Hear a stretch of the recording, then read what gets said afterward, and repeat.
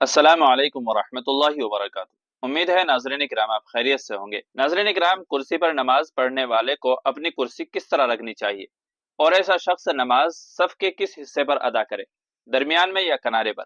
नाज़रीन किराम, कुर्सी पर नमाज पढ़ने वाले बाज़ हज़रात कुर्सी के अगले पायों को उसी सफ में खड़े होने वाले मुक्तदियों की एड़ियों के बराबर में रखते हैं और पिछले पायों को पिछली सफ में रखते हैं, जैसा कि आप अपनी स्क्रीन पर देख भी रहे हैं। और बाज़ हज़रात अपनी कुर्सी के पिछले पायों को दूसरे नमाजियों के एड़ियों के बराबर रखते हैं, जैसा कि आप ये तस्वीर भी अपनी स्क्रीन पर देख रहे हैं। तो दोनों में से कौन सा तरीका सही है और कौन सा तरीका गलत, तो आइए इसे जानने के लिए हम दारुल उलूम देवबंद का फतवा देख लेते हैं। इससे पहले आपसे छोटी सी गुजारिश है कि अगर आपने अभी तक हमारा चैनल सब्सक्राइब नहीं किया है तो सब्सक्राइब कर लीजिएगा और वीडियो सुनने और देखने के बाद दूसरे लोगों को भी शेयर कर दीजिएगा ताकि वो भी फायदा उठा सके। तो चलिए दारुल उलूम देवबंद के फतवे का रुख करते हैं। चुनांचे किसी साइल ने दारुल उलूम देवबंद से सवाल किया जिसका उन्वान है, कुर्सी पर बैठकर नमाज पढ़ने वाला शख्स सफ के किस हिस्से में नमाज अदा करे। क्या फरमाते हैं मुफ्तियान किराम मसला ज़ैल के बारे में।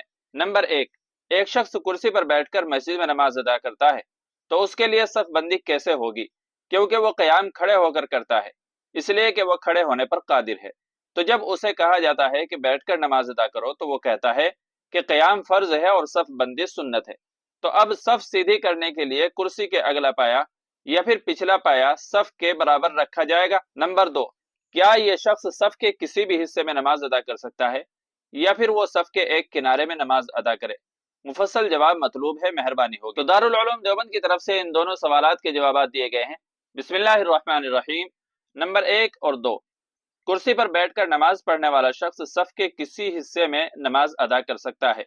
अगर वो शख्स बाकायदा क़याम करता है तो उसको चाहिए कि कुर्सी इस तरह रखे कि पिछले पाए सफ में खड़े मुक्तदियों की एड़ियों के बराबर हों, ताकि बैठने की सूरत में उसका कंधा दीगर मुक्तदियों की सीध में हो। अगर कुर्सी के अगले पाए सफ़ों में होंगे तो पिछली सफ में खड़े मुक्तदियों को तकलीफ होगी या पिछली सफ में खलल पैदा होगा। वल्लाहु ताला अलम। दारुल इफ्ता दारुल उलूम देवबंद। तो नाज़रीन इकराम, उम्मीद है कि मसला अच्छी तरह वाज़ेह हो गया होगा।